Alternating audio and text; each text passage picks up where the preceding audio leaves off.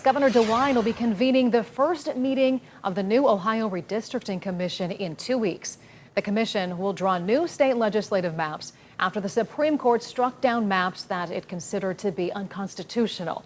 The redistricting meeting scheduled for the morning of September 13th. New information after State Representative Bob Young faced a judge in Summit County this morning following his second arrest. He was released on bond after he was jailed on a misdemeanor charge of recklessly violating a protection order. Young now faces 3 charges in all, including domestic violence and assault. Columbus Bureau reporter Morgan Trow explains how his colleagues are reacting and why some don't want him to come back. Mr. Young has entered a plea of not guilty to the charge of violating a protection order. After spending the night in jail, Republican State Rep Bob Young was released from custody under one condition.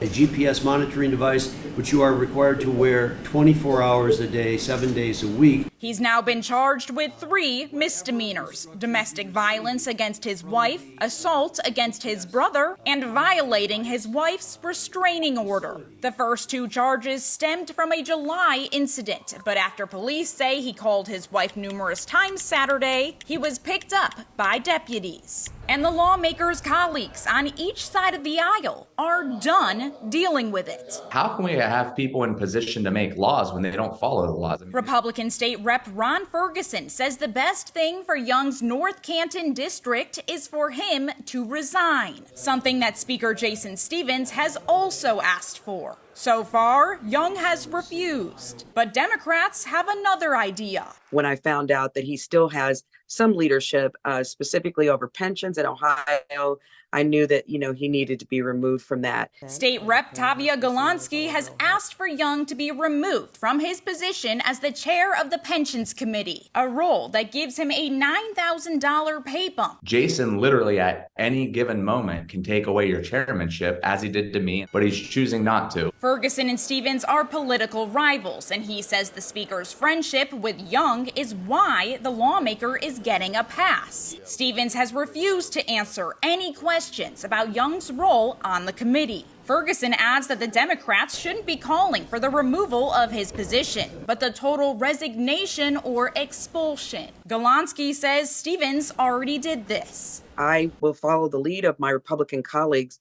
who believe that someone should be expelled. They, as you know, could clean up their own house. This isn't even bipartisan, it's nonpartisan. Just get the job done, do the right thing. Young is currently set for a pretrial hearing on the 3 charges Thursday at 1 in the afternoon. He's pleaded not guilty to all. At the Ohio State House, I'm Morgan Trow reporting.